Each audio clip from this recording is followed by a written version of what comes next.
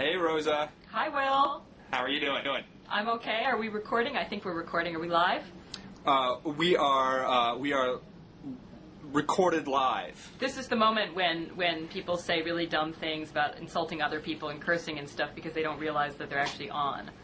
So this is the moment to say anything you want to say and then pretend that you didn't realize that the mics were running. But I do realize that the mics are running. If you were going to say something really insulting about somebody, what would it be?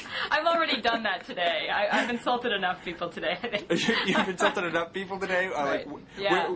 What were you doing earlier today such that you were... I spend most of my days insulting people. That's what you get to do as a columnist, actually. That's kind of the job description. Well, enviable.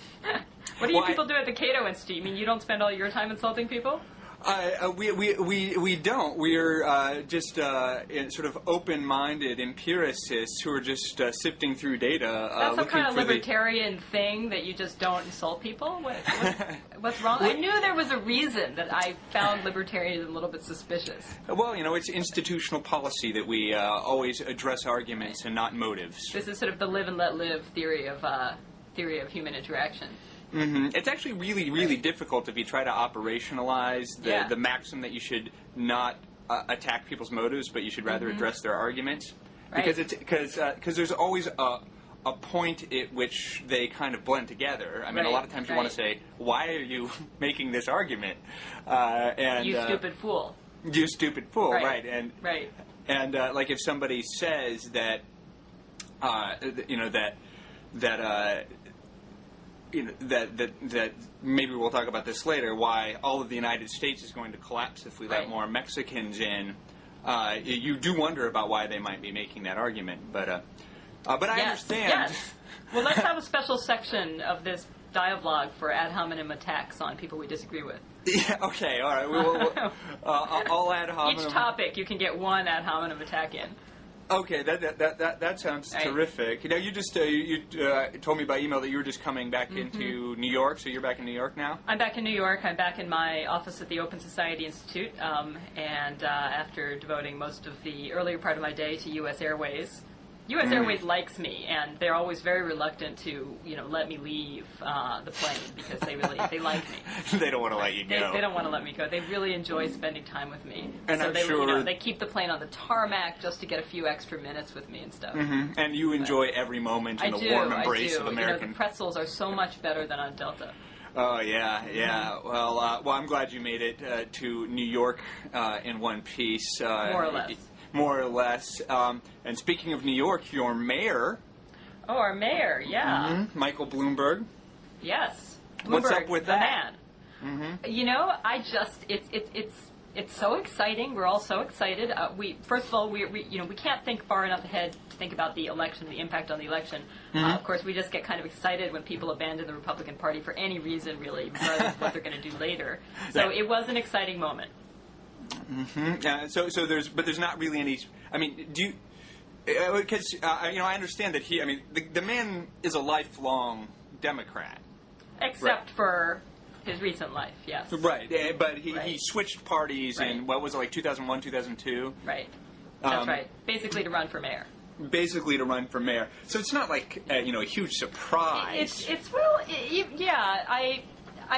There are two ways to look at it, actually. One is that the guy is pragmatic and nonpartisan, and that's a good thing. The other is that he is pragmatic and unprincipled, and that's a bad thing. I'm inclined to feel like it's probably the former. What's so interesting, when he switched in the first place from Democrat to Republican, he didn't exactly hide the fact that he was doing it for one and only one reason, which is that he thought that only the Republicans could get him into the mayor's office. And he said that straight out. He said, basically I want to become mayor. I think I could do some good, and it's the Republican Party that can get me there, so I'm going to be a Republican. It's admirably frank. Right, and now the Republican star has waned, and he's saying, he's not quite saying, who needs to be associated with this bunch of yahoos, but that's part of it, and I'm not quite sure why I am willing to still give him the benefit of the doubt and say that's fair enough. Well, he's really pretty popular in New York, right? Yeah, he is. He is. Why is he popular? Like, what has he done to deserve his? No, I'm not a real New Yorker for one thing, so I can't. It is funny too because as you know, everybody thinks he's very boring, and after several mayors in a row who, cross-dress and sing show tunes and lose their tempers at people, maybe New Yorkers were just ready for somebody who's really boring. How many times has Bloomberg been married? Do you know? I don't know. That's a very good question. Someone should ask him that. I mean, I know he's divorced now. Right. I think he's single. Right. So the speculation is if this guy is going to drop out of the Republican Party, it signals that he's mounting a campaign for president as an independent. Do you think he's going to?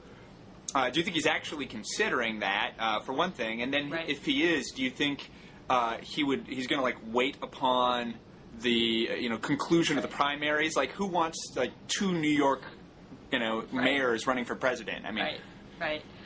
I can't possibly. The first question is he considering it? Of course he's considering it. Will he do it? I don't know. But has he decided? I doubt he has. But clearly he's actively been considering it for some years. Clearly he's considering it now. Whatever he says. No question. Otherwise, you change your registration quietly. I mean, you don't do the things he's doing if you are not thinking about it. In terms of his strategy, if he is going to do it, is it smarter for him to jump in now as an independent? Jump in now, I don't know enough about all the rules of how you do this, but. You have to form an exploratory committee, which has to register or something. I guess he's got to. But I guess he's got a pretty long time. I think until next May, if he waits till the general election to jump in as an independent. Well, that's something that I heard that might benefit him is that because there's been all this worry about the front loading of the primaries, that they're all getting pushed earlier and earlier. My favorite article that I've read about that, there's Jonathan Rauch wrote an article about how this is a good thing because it gives us longer. It gives the actual main race longer to run its course, so we'll be able to deliberate a little bit more responsibly about who actually electing for president. I don't buy that at all. I think people just tune out completely. I think that we're not going to be any more responsible when we're bored than we are when we're faintly interested. That might be true, but what I've heard about Bloomberg is that might be to his advantage because then people will have time to get bored of the two major party candidates. It could be to any late entrance advantage because people may be so sick of the people currently in the race a year from now, that they're ready for practically anybody new. Now, it's not actually clear to me, and I've talked to a couple different friends of mine, and it's not obvious who Bloomberg would poach votes from. Yeah, I think that's a really interesting question. I was thinking about it actually during my quality time with U.S. Airways earlier today, and I think substantively he's clearly going to be attractive to both, to both centrist Democrats and moderate Republicans and lots of independents. Partly precisely because he's not an ideologue. He's a technocrat, and he's a competent technocrat who is willing to be pretty imaginative about what policy ideas he tries, and that will pull people from both sides potentially on substance. But here was the sort of tentative conclusion, which was sort of partly a hope that I came to, which is if he does run as a third-party candidate, I think he will get fewer Democrats simply because. We did this before, right? We got royally screwed with a third-party candidate, e.g. Ralph Nader. Yeah. And I think that experience was so recent and so scarring, that even if people really liked him, unless they were convinced he could win, and I would be very surprised if an independent candidate could actually win as opposed to be a spoiler. Yeah. I think Democrats really learned their lesson. Well, my impression was that my my friend Dave Weigel sent me to a polling site, and I'm not sure what this was if this was the conclusion of what I was reading or not. Maybe I'm making it up, but but I had the impression that he would actually hurt the Democrats more if Hillary was the candidate, partly because she has got such such strong negatives that he's likely to take independent voters or people who are sort of in the middle in a way that she's not likely to attract them, whereas somebody like Obama would be more likely to attract centrist. So it actually might hurt the Democrats more. He might hurt them more if Hillary runs rather than some other candidate. But I'm not sure. I mean, I just don't know. I can't quite figure it out myself. Whether he would hurt a Republican candidate more or a Democratic candidate more, because I mean, if I think Giuliani runs, they're kind of redundant. I don't think so, because really? Because I think that the national security issues are huge, and Giuliani, the Republicans like him because he's got that macho I was there at 9/11 thing going on for him, but he's nuts on those issues. He's way over the top. He's in the Jack Bauer camp. And I think that appeals to the new Republican base, which is it's become a national security base as much as a sort of culture wars base. But I think that for both Democrats and for a lot of independents, that's what people are trying to say. We need to get away from that mentality. And Bloomberg is not associated with that. Right. He's not running for president of 9/11 in the same way. Right. Yeah. Right. But aren't a lot of his other policies substantively similar? I mean, aren't they kind of socially liberal, but kind of conservative? I mean, like kind of fiscally conservative, socially liberal in the sort of worst of both worlds kind of way. Worst for whom? worse for a libertarian like Will Wilkinson. Right. Well, it's worse for the Republican base as well. Yeah. I don't know. I heard a rumor, and I'm so not plugged in, actually, that any rumor I hear is, probably made up by somebody's great aunt or something. But I heard a rumor that Bloomberg has been talking to Hagel, or Hagel at least has been talking to Bloomberg. Yeah, I've seen intimations of such, And that, in a way, because, of course, I found myself briefly fantasizing that maybe Bloomberg and Obama would hook up or something. I'm not even really sure that's a good idea, but I was sort of vaguely contemplating. And then I go, no, it sounds like he's actually talking to, somewhat disaffected Republicans. Yeah. And, Hagel, he's pretty conservative. So I think that if he did team up with somebody who really is to his right on a lot of issues, that would actually make him, I think, less of a threat to the Democrats and more of a threat to the Republican frontrunners. I don't know. Yeah, that probably makes sense. Well, let's move on to more of our horse race politics commentary. You just wrote a somewhat biting artwork in the Los Angeles Times about... I told you I need to get an ad hominem attack in every day. About Hillary Clinton's, buzz-worthy advertisement in which they... do a little bit of a spoof on the concluding episode of The Sopranos. Are you a Sopranos fan? I am a Sopranos fan. I was kind of sporadic the last few years. I can never find myself. I can never find the TV at the same time every week. Did you watch that last episode? I did watch that last episode. How did you feel? How do you feel about that, Will? How did I feel while I was watching? Did you feel let down? Did you feel? How do you feel about the ending? You know what? I went through a couple different phases, Rosa. While I was watching it, I had what I take to be a pretty common experience, which I had this sense of sort of like mounting anxiety that nothing dramatic was going to happen. And so as they're getting into the last 10 minutes or the last 5 minutes, you're looking at your watch and you're like, how are they going to wrap this up in 5 minutes? Right.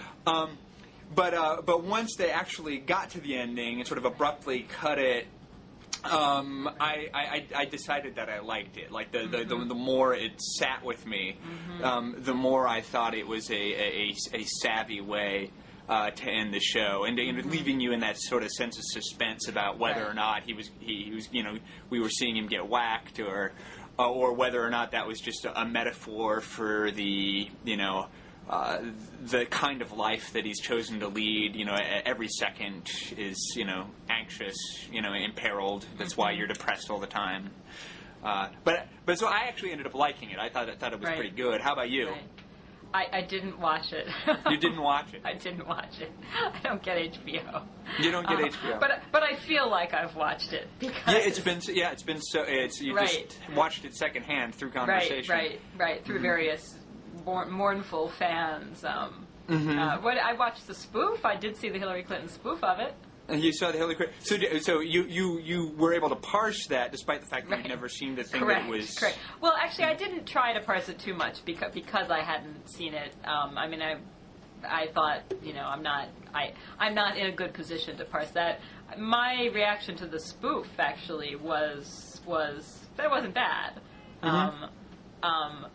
Now, of course, everybody's favorite blogging head, Ann Althouse, commented, well, she had a number of interesting things to say about the spoof. I wonder, what did she say? Well, as I understand it, Anne made, one of her points was, gee, is it really in Hillary Clinton's interest to,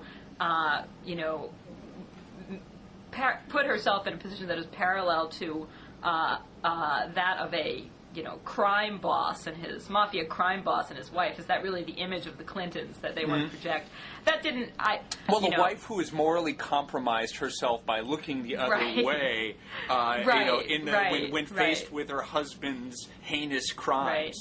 Although I actually thought that was kind of, whether intended or not. I mean, maybe all the campaign wanted to do in shooting that spoof was, just have a sort of humorous riff off a huge pop culture phenomenon.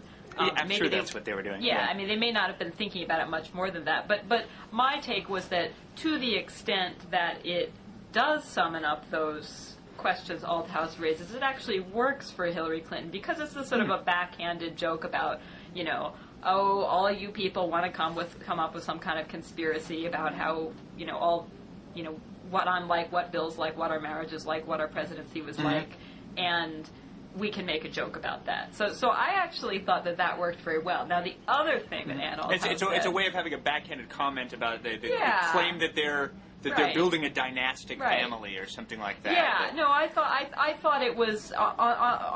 that the YouTube spot itself, I thought, was quite clever. Although the one negative effect it had was that even in his slightly reduced state, Bill Clinton is extremely charismatic, and Hillary doesn't have the same appeal. Right. It reminded you about all the things that were charming about Bill, and all the ways in which Hillary doesn't quite have that, whatever it is. But here's what Ann Althouse says. She said, I can't remember precisely, maybe she'll come on and explain it herself, but she thought it was all about, the castration of Bill Clinton. He wants onion rings, which she alleges are a vaginal symbol. Naturally. Naturally. Yes. And she emasculates him with chopped up carrots, which are because carrots are a phallic symbol, and if you've diced them up... I guess. I don't want to do a disservice to her argument here because I think it was subtle and nuanced in ways I cannot hope to convey. But I don't know. What do you think? Was this all about Hillary symbolically castrating Bill? I think Althouse has given us a first-rate Freudian analysis of and she's seen deeper into the dynamics of the Clinton family than any of us could ever hope to. Deeper than any of us would ever wish to. Yeah, no, what I saw that as Althouse kind of screwing with her blog readers, actually, a little bit. I think she knew that writing that people would think she was crazy and think she could make the joke on them. But the fact that people are so willing to, infer things about, why I don't want to, waste all my ad hominems. But but I thought as far as that ad goes, I think it was obviously they're just trying to cash in on something that has a lot of sort of cultural currency, and that's a savvy move. Just having lots of people watch it. and that it's clearly lighthearted. Hillary needs to take the edges off, so anything that presents her in a humorous light. That isn't at the same time undignified or anything like that. That's actually good for her, and I think it's great for her to be seen with Bill, just as long as it doesn't, she doesn't allow him to, upstage her. So Will, you like Hillary? You're kind of pro Hillary. Well, it's kind of depressing for me, but when I all things considered, I think my favorite presidential candidate is Hillary Clinton, just on sort of in terms of substantive policy. This is actually weird. Why is that weird? Nobody else likes Hillary Clinton. Why do you like Hillary Clinton? Well, the funny thing is like the Democratic Party has been moving a little bit left recently. Right. The sort of DLC. Hardly. What's that? Hardly? Yes. Well, I'm sure. Go on. But a little bit. The DLC is not what it was. Right. And I like the kind of centrist, sort of moderate to positive views about markets and trade and things like that. That sort of centrist Democrats like Hillary Clinton have been generally in favor of. I'm, the last several years, I mean, throughout the Bush administration, I've gotten, just more and more and more disgusted with social conservatism. Mm-hmm. And then this is generally the question that determines the loyalties of other, pretty fickle libertarian voters is which sets of liberties do you care most about at any given time, right. And the sort of the nature of the sort of the imperial Bush presidency, the assault on civil rights domestically, rights to privacy and things like that. The torture policies and things like that right. that the whole Republican establishment seems to be in favor of have really driven me up a wall. The fact that the entire I actually like Bush in terms of his immigration policies, but the whole Republican right. No, the irony. Yeah, they've been halfway decent policy. Yeah, and the rest other of the Republican than Party. Space exploration, by the way. Other than space, you like yes, the space exploration I am policy? Totally pro space exploration, but we don't need to talk about that right now. Okay, well maybe we can get back to it. But so anyway, my sympathies have and Democrats, even though they have to, they tend to be terrible on other sorts of like social and cultural liberty things like the war on drugs. Gay marriage and things like that. There actually are softer on those issues, even if their rhetoric doesn't reflect it. I'm sorry, Democrats? Democrats tend not to be as terrible. Oh, I'm sorry. I thought you said they were terrible. They are terrible compared to the Republicans. They are terrible right. Relative to the the iron, the Platonic ideal of justice. Okay. But compared to the Republicans, that's a pretty high standard. Okay. Yeah, that's a pretty high standard. But compared to Republicans, they right. tend to be so I end up finding myself more attracted to Democratic candidates than Republican candidates, and then among them, Hillary Clinton seems to be the least bad. Let me restate what you're saying. Mm-hmm. What many Democrats dislike about Hillary which is that she has no policies, basically, is precisely what you as a libertarian like about her, because you would like to see someone come in who basically has no policy and won't do anything. Would that yes. is that an accurate way to rephrase? I would like to see somebody who doesn't have a really sort of a path-breaking reformist agenda right. that they try to and actually I think she's right. better than some of the other Democrats on healthcare, which you might think of as her right. signature issue, because I think she was somewhat chastened by the healthcare reform debacle. Well, I think you could certainly count on her not to have a path-breaking agenda. Mm-hmm. Mm-hmm. Yeah. It's ironic that's good. Now, I understand that you're not a big Hillary fan. I'm not. I really am not. And I started out I wanted to like her. For years I wanted to like her. At one point in my life, I believe I may even have owned and possibly even worn a T-shirt that said, "I voted for Hillary's husband." And although I do think that the new T-shirts that say "Bill Clinton for First Lady" are cute, I really got disenchanted with her. I thought her, her health care, the health care fiasco early in the Clinton administration was in fact a sellout to the big insurance industry, to the big insurance companies, and it's been a complete and predictable disaster for the country. Something's a disaster when most of corporate America starts begging for universal health care. Right. I'm not. If Hillary becomes the candidate for the Democratic Party, I would do my darndest to see that she gets elected, but she would not be anywhere near the top of my list for who I'd like to see leading the Democratic ticket. Mm-hmm. Well, in your article on Hillary, you said you're something like emotionally, if not musically, more in the camp of the Obama girl. Obama girl. You got a crush on Obama? Oh, he's the Messiah. Come on, it's sort of pure. It's very, very pure. Yeah. Now to me, I just hear sort of hopeful vacuousness.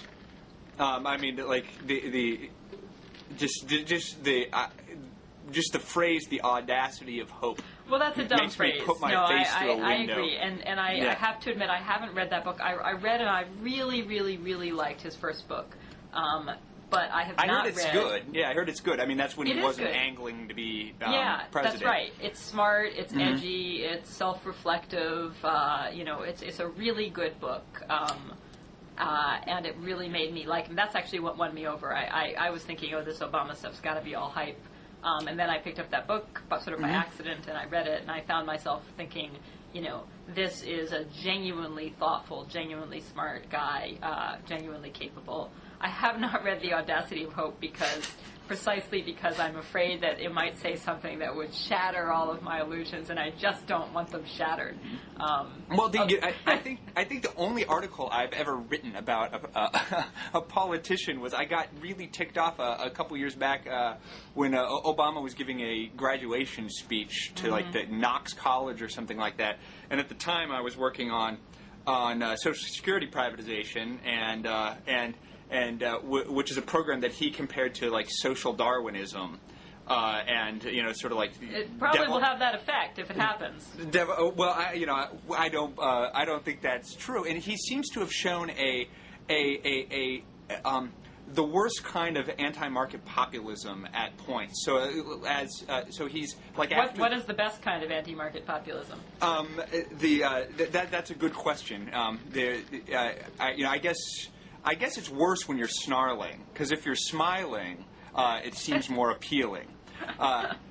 So he smiles when he does it, which makes it so dangerous.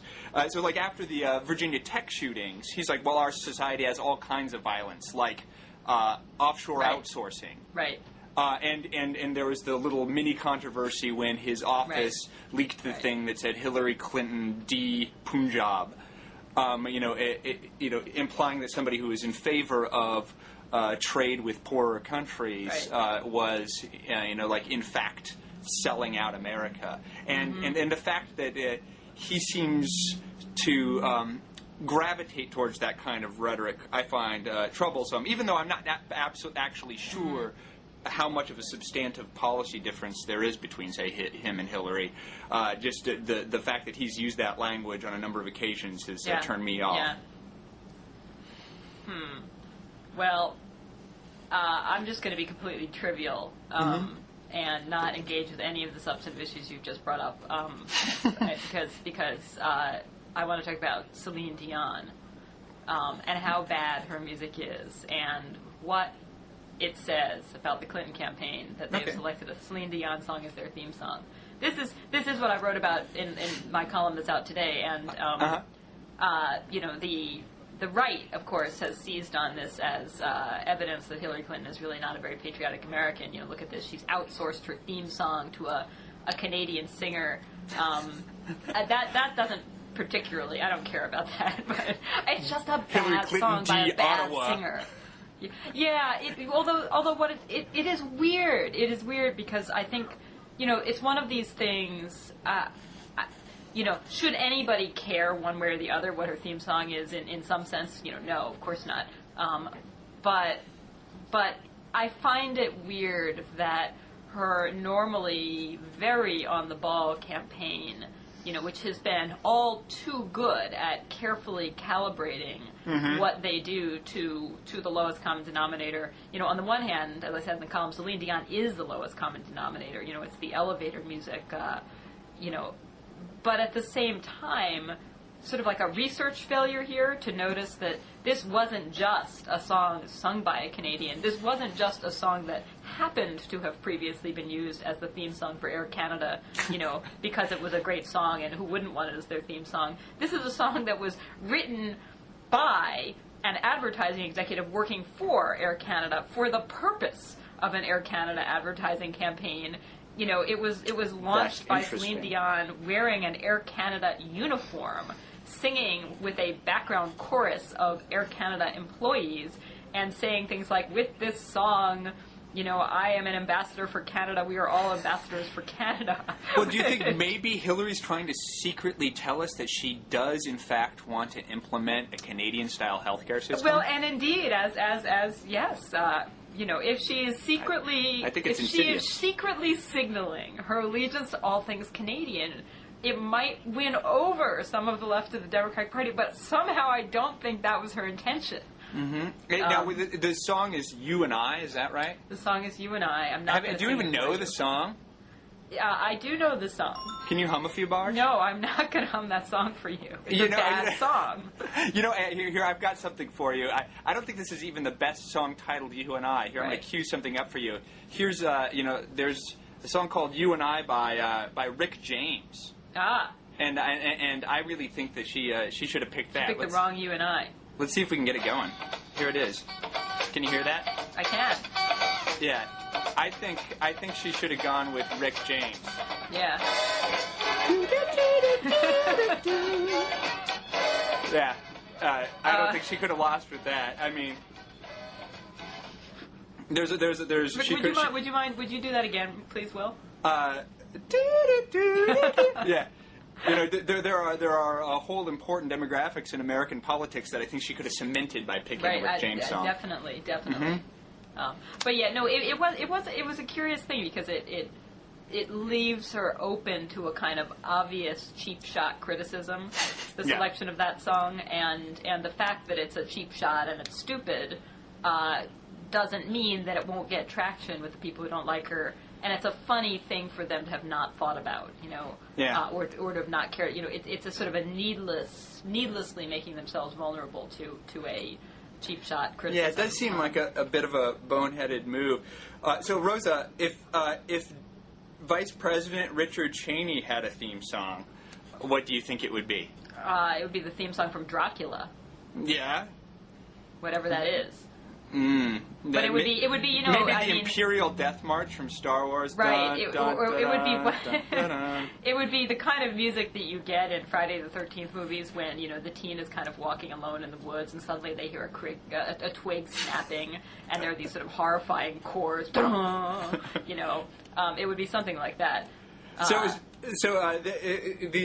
Vice President has been, a little bit elusive?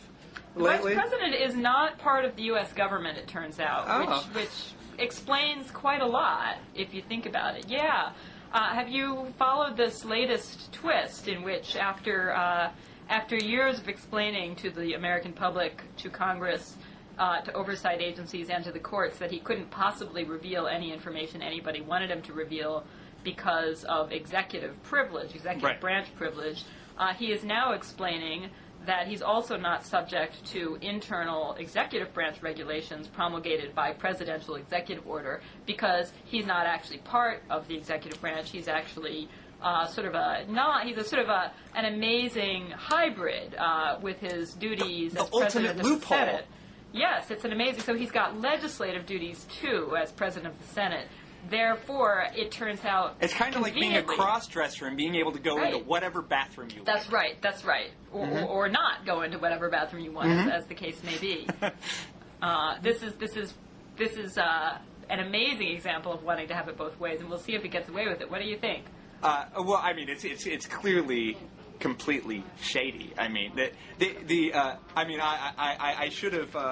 I know I have one of my Cato Institute pocket constitutions around here somewhere. Right. So I think the vice president is a member of the executive branch, isn't he?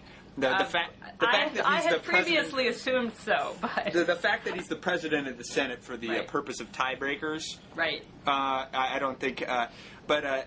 Yeah. So what are they trying to subpoena? There's emails or something? I don't even, as far as I Because understand they'll just lose them. They're like, oh no. Yeah, right. Karl Rove, 140,000 emails. Whoops. I accidentally put my foot through this Hard email drive. server. Yeah. Sorry. Yeah.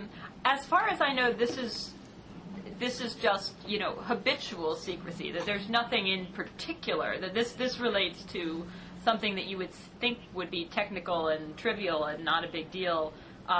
Basically, under a presidential executive order originally signed by Bill Clinton, but then renewed by Bush. Yeah. There's just a regulation that says executive branch offices have to kind of keep track of what they classify and what they don't, and how they treat classified information, and what percentage of things gets classified and what doesn't, and so forth. And that this is, as I understand it, is partly an attempt to cut down on overclassification, in which everything, including a requisition for new paper clips, gets automatically stamped top secret. Yeah. And so they're supposed to put out a report, executive branch offices, once a year, saying something like, this year we classified 62% of our documents, and 20% of them were secret, and 30 were top secret, and whatever.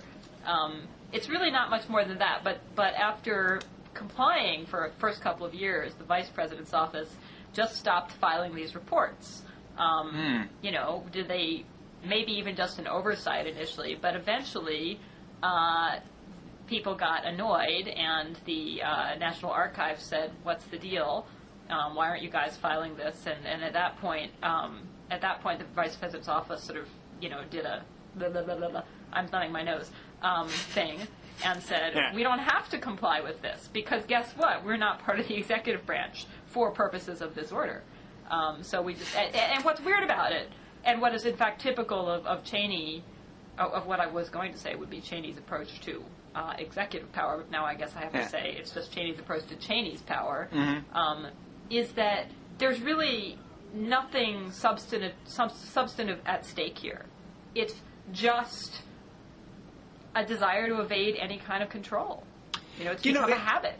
The question that this raises for me is why do we have a vice president at all? Like I just don't understand because it seems like the vice president's office has had quite a bit of pull in this administration, even though the vice president has absolutely no power whatsoever, other than voting in the Senate when there's a tie, and so by what quirk of history did the vice president actually gain some kind of power that is important in any way whatsoever? Why not just get rid of him? Are you asking, is this a constitutional question, or a constitutional history question, or a modern day politics question? Try to take it any way you like. Well, I mean, the constitutional question, it makes perfect sense, right? That contrary to Cheney's current claims, he is part of the executive branch. The vice president is selected by the president, and so it's part of the ticket that wins the popular vote. Otherwise, the next in line of succession, you start getting out of the executive branch pretty quickly, right? And so you might even go to the other party. So it makes sense to create somebody there who's literally just there as the substitute, the designated successor. The designated successor, who's kind of an understudy, hanging around following the president in case the president gets shot, as has obviously happened. Why, but like as a question of, I mean, I realize this probably isn't politically feasible, but why not just do something like, you have a chain of succession where it clearly, like, if the president gets shot, the power automatically goes to somebody. What if the president could leave the presidency to somebody in his will? Or well, I mean, like his daughter or something like that, or his dog, or his favorite charity. But why not have like the party? But why not have Congress just vote on who the next president is? I think it's orderly succession is the idea. That you don't want to have the party paralyzed by sudden infighting about and electioneering. That if there's an emergency, you don't want there to be a single instant where there's any question about who's in charge. That's the theory. And I think it makes a certain amount of sense. That the idea is you don't want a power vacuum even for a little while. I think the interesting question here in this administration is how the office of the vice president accrued so much internal power, given that, as you say, constitutionally speaking and structurally speaking, it doesn't. It's subservient to the president. It doesn't have any independent power of its own, And here clearly it was simply because Bush lacked the interest, lacked the wherewithal to keep the power to himself. He wasn't interested enough, and so just on the theory, nature abhors a vacuum, and Cheney was ready. Cheney was there, and he created the relationships. And once everybody figured out that that Bush was not going to try to countermand anything Cheney did, people realized that Cheney was the actual power in the administration. Have you thought about the idea, which I've heard some people say, that the fact that Cheney is so awful is a kind of insurance policy for Bush, because Bush might, if there was a really attractive guy as vice president, maybe he would have been impeached by now. Right. I don't think that was actually their plan. That wasn't their plan. I think it has worked out that way. He was just there for gravitas, and he turned into like his own intelligence branch or something like that. But if I were a Republican, I would be just as scandalized by Cheney's current claim that I'm not actually even completely part of the executive branch, as a Democrat would be, because it's just amazing. I mean, the claim that I'm not accountable to anybody. I think it's crazy, and this is an issue that really upsets me. And one of the things one of the flaws I think in our Constitution has to do with the relative strength of the executive branch in an age of mass media, where having a single very salient leader creates a kind of a point of focus that gives the president and gives the executive agenda-setting powers that he wasn't designed to have. Yeah. And so the coordination problems inherent in Congress, even though Congress is designed to be way more powerful than the executive, the Congress ends up hamstrung in the face of this incredibly salient unitary figure. And that's something I don't think the framers could have predicted, because I do think it has to do with the way the media interacts with the... not just the media. I mean, I think it's goes back much earlier. I mean, the Constitution was created at a moment in history where the economy was not really a national economy yet. It was just a bunch of local economies. So much has changed. We've become a superpower. That the stakes are much, much higher. You can't afford to just leave it to, a slow process with a gazillion different interests. But you're right.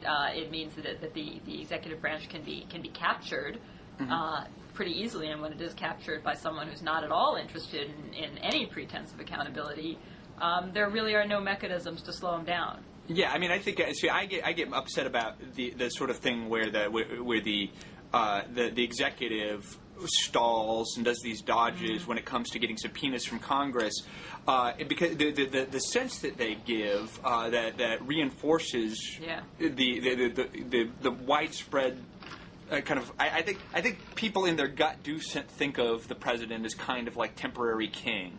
Right. And I think that's a big problem. And they act that way when they're like just pretending to be annoyed every time the Congress demands something when it's within its right. clearly stated constitutional rights, and the executive just keeps like, you're endangering all of us by right. getting in the way of this very important war the responsible people here in charge are trying to fight.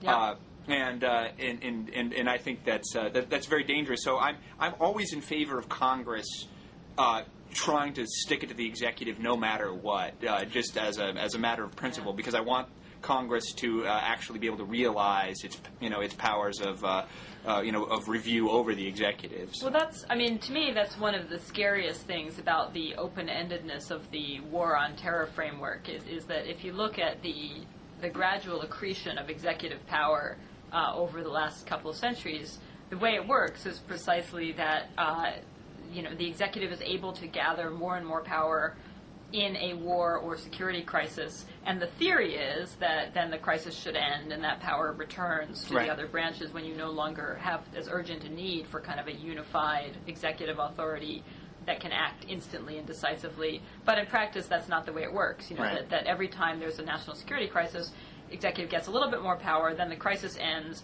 and a little tiny bit of it is let go, but it's never as much as was gathered to it. Mm-hmm. So over time, it's just a steady accumulation of power in the executive branch, and now we have a framework in which the national security crisis is theoretically indefinite in its duration. It's not going to end anytime soon because it's been defined in a way that it can't really end. Yeah, well, speaking of which, there were rumors that the Bush administration was looking at closing down right. Guantanamo Bay, which is one of those creatures of right. this expanded executive. Yeah. That there's this prison with undefined that has an undefined legal status sitting out there in the world, and the idea was that they were going to move some prisoners to the U.S. and some to like a prison off in Afghanistan or something. What's your sense about whether that's a realistic eventuality? It seems to have just. I think it's a realistic eventuality in that sooner or later Guantanamo is going to be closed. I think unquestionably, if anybody other than Mitt Romney wins, with his plan to quote double Guantanamo, he'll need dredgers or something. Yeah, it's going to be closed. It's a symbol that's doing us a great deal of harm. And not gaining us anything, frankly. I think any Democrat's going to close it. I think some of the they should put like a children's literacy center there right, or something. Right. Yeah, really. That said, although it's going to be closed eventually, this appears to be a rumor that it's going to be closed anytime soon by this administration. It was the Associated Press had a story that said Guantanamo is going to be closed, and the White House did release a short statement denying that. Essentially saying, it has long been the president's view that eventually Guantanamo should be closed in a responsible manner after various steps have been taken, such as getting military commissions up and running and arranging for the release of prisoners who've been cleared for release, but none of these things have happened, and therefore there are no plans to close Guantanamo, and drop dead. Mm-hmm. So, end of story. No change. Now, what's are there any developments on the legal front in terms of ensuring that captives at Guantanamo get fair trials? We're still waiting to see exactly what's going to happen in terms of the fallout from the military commission decisions a week or so ago. But can you tell me what those decisions were? I haven't followed it closely in the last few days, so it's conceivable that something has happened that I missed, but I don't think so. What basically happened was the Military Commissions Act passed by Congress in 2006 gave the military commissions jurisdiction over, quote, unlawful enemy combatants, and when these two cases involving Hamdan and another guy who'd been captured when he was 15, when these two cases came to military commissions, judges in the two separate trials said, are these guys unlawful enemy combatants? And the prosecution didn't make any showing that they were unlawful enemy combatants leaving aside for the minute what that actually means. What had happened is that they had gone through status hearings. They're called CSRTs, Combatant Status Review Tribunal hearings at Guantanamo. These are the kind of no due process hearings created by the administration after a previous Supreme Court decision said that the detainees did have habeas rights. And the CSRTs had been asked to determine whether they were, quote, enemy combatants, not whether they were, quote, unlawful enemy combatants. So the CSRTs weren't adjudicating whether the people who came before them had committed a crime. They were simply trying to adjudicate whether they had been properly detained. And if you're acting under the laws of war, generally speaking, there are exceptions. If they're not combatants at all, if they're just some guy who was in the wrong place or got turned in by an informer, then you shouldn't be keeping them. Right. And so the CSRTs ended up saying that quite a lot of the Guantanamo detainees just were not combatants, should not have been there, period. They were just dudes that got rounded up. Whatever, all sorts of different reasons, and that they should be released. But in the case of these two people, the CSRT said, oh yes, they're enemy combatants, they've been properly detained. But legally speaking, that's a completely separate question from whether they're quote-unquote unlawful enemy combatants. And the term unlawful enemy combatants was basically just invented by the Bush administration. It had no legal meaning at all until the Military Commissions Act. What do they intend it to mean? I think they intended it to actually blur two very different concepts. And I think I don't know whether they... Being an enemy combatant and being somebody who's broken a law. Yeah, under the laws of war, this is Law of War 101, is if you are a combatant and you try to and succeed in killing a combatant on the other side, you ordinarily cannot be prosecuted for murder, right? You have so-called combatant immunity. You're doing what you're supposed to do. The whole idea of war is, okay, in ordinary life, you don't get to just go shoot somebody, but in war, people are supposed to shoot the guys on the other side, and if they do that, they're just doing their jobs, and they can't be prosecuted as murderers.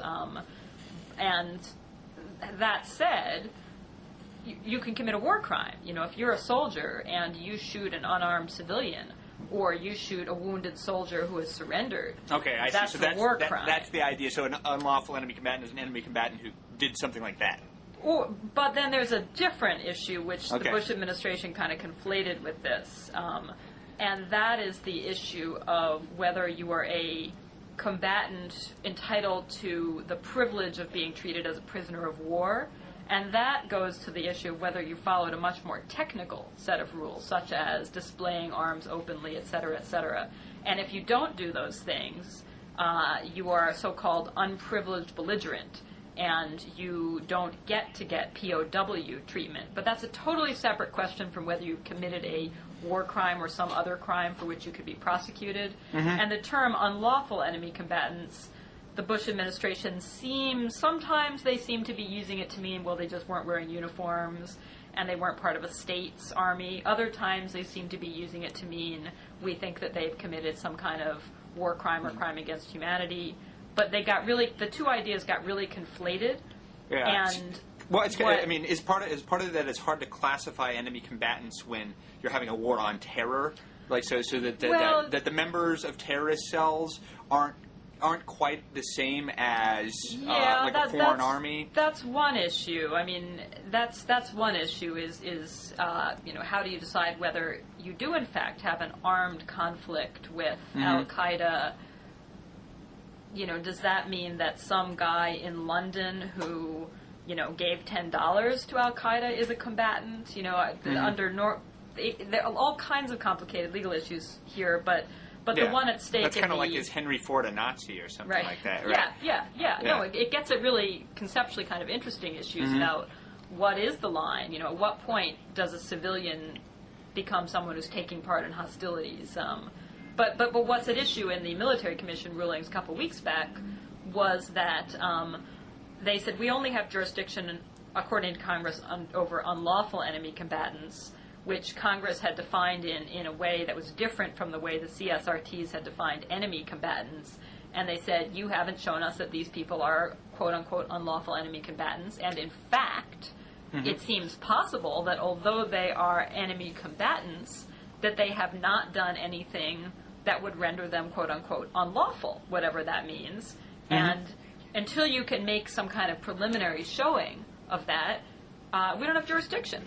So what that meant was essentially back to square one for the prosecutions, not just in these two cases, but in all the cases. Now, obviously, the prosecution appealed that, and I haven't followed it closely enough in the last 3 or 4 days to know if there's been any. Well, it seems to me like you know a lot about it, and that's really helpful. I knew a lot about it about a week ago. About a week ago. Well, that was really informative to me, because that's not something I've followed closely, but it's an issue that sort of provokes my ire every time I do read something about it. There's a really interesting irony here, and this is something I've tried to write about a little bit in the past, which is that part of the Bush administration sort of got hoisted on its own petard in this situation, because it wanted, for various reasons of its own, to declare this a war on terror and declare any terror suspect to be a combatant. But the problem is, if they're combatants in a war, then it is not illegal for them, at least, to try to kill U.S. soldiers. It's not. Right. That's the thing they get combatant immunity for. And in the case of at least one of these guys... But it's illegal for them to still kill civilians. It would be, unless they... I'm a lawyer, I keep wanting, there are always footnotes and exceptions to everything here, but one of these guys, for instance, one of the things he was accused of, the main thing he was accused of, is having, as a 15-year-old Al-Qaeda member, been involved in a firefight with American soldiers in which he threw a grenade which killed an American soldier. Hey, if he was a combatant, then barring... So they are trying to classify him as an enemy combatant? The Bush administration wants to call him an unlawful enemy combatant and try him for crimes, including the alleged crime of having killed this American soldier. But that's sort of having it both ways. Yeah, that seems like a bad precedent as well. Yeah, if he's a combatant, then it's not illegal for him to kill enemy soldiers. That's what he's supposed to do. So one of the huge ironies here is that by insisting on the war paradigm and labeling all these guys combatants, it actually makes it impossible to prosecute them successfully for some of the things that they've done. Whereas if we just tried them in civilian courts, we actually might have a much better chance of getting them. That's fascinating. Well, thank you for War Crimes 101 for the Laws of War 101, because that's not something. I'm now embarrassed. You've got me started on one of my.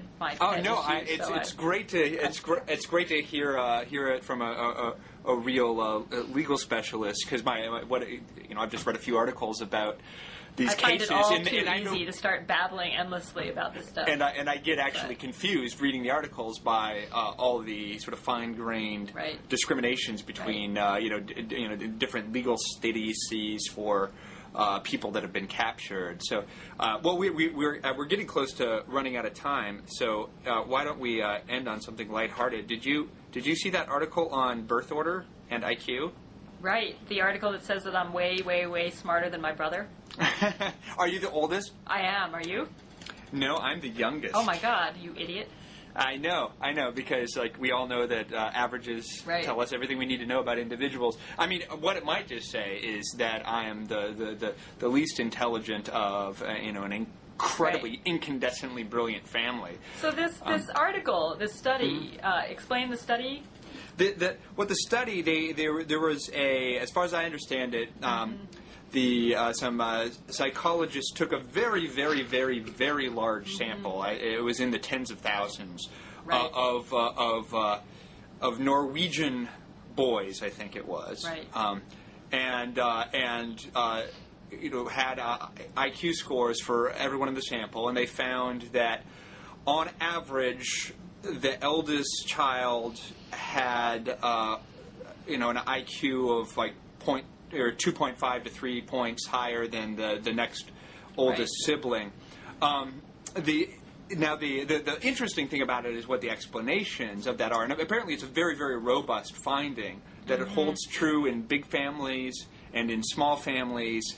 And so it's really interesting to think through how birth order affects things like IQ. One of the most interesting things about the study is that it's clearly not a genetic effect, because in two sets of siblings will have each of them will have on average 50% of each of their parents' genes. They won't have exactly the same genes, but it's about as close as you get without having twins. That's right, and I gather that they also ruled out biological reasons that weren't necessarily genetic, but in utero differences or something, because they looked at second children whose older sibling had died, and found that the second children whose older sibling had died, their IQs were like the first siblings. So the thing that was important is whether you had kind of like the first child role, rather than having been the first offspring that your mother produced. So this means just that the poor firstborn Norwegians were forced to watch, the Norwegian version of baby Einstein videos throughout their childhood, and then by the time the second kid came along, the parents were bored and had given up, and they just didn't bother. They said, go off and play, we don't care. Well, it might be part of, there's like things that I think I saw mentioned. One is that the first child gets more attention. Right. And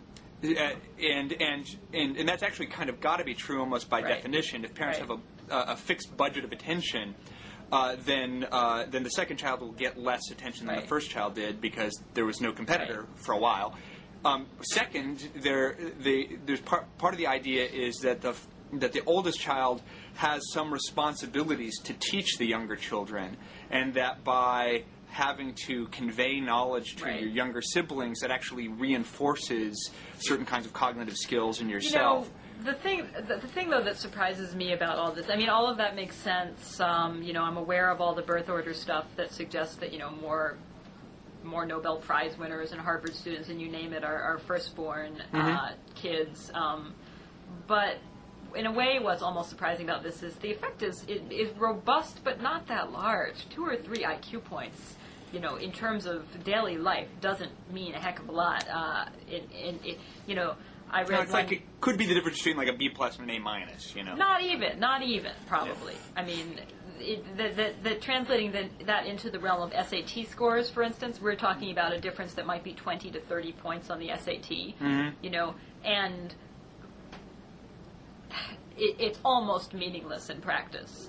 So in some ways, all of this really just suggests is, or rather, let me put it differently, that my instinct is, and of course I'm, not a scientist in any way, but nevertheless, I will pine on this confidently. My instinct is that IQ, average IQ difference, surely cannot in itself account for the very significant ways in which firstborn children tend to be the overachievers. That's got to be attributable to stuff that is not just IQ, but that instead may have to do with the fact that we're all, sick, driven, and obsessed. Well, there might be a common cause there. Like the fact that older children are, the eldest child tends to be more conformist, tends to be high achieving, and also tends to have a slightly higher IQ. Those things all might be, have the same underlying cause. Like youngest children, like me, are supposed to be the crazy risk-taking, creative ones. Right. And yet you're a libertarian. This is it all fits together. I'm a libertarian. I have a degree in art. You do. I do. And you sang just a few minutes ago. Yeah. So I am somewhat adventurous, and I have an allergy to conformism. That doesn't explain the fact that I'm also smarter than my sisters. Sorry, Suzanne and Jennifer. But the thing that actually I find tantalizing about the study is that because as you know, there's been these ongoing disputes about the importance genetics versus environment with respect to IQ. This is a small difference, but it's a real difference, and it's not a statistically insignificant difference either. And it suggests that at least the environment can make a small difference in your IQ. Well, it suggests that differences in microenvironment can make a difference. That to a large extent, siblings live within the same sort of very general environment.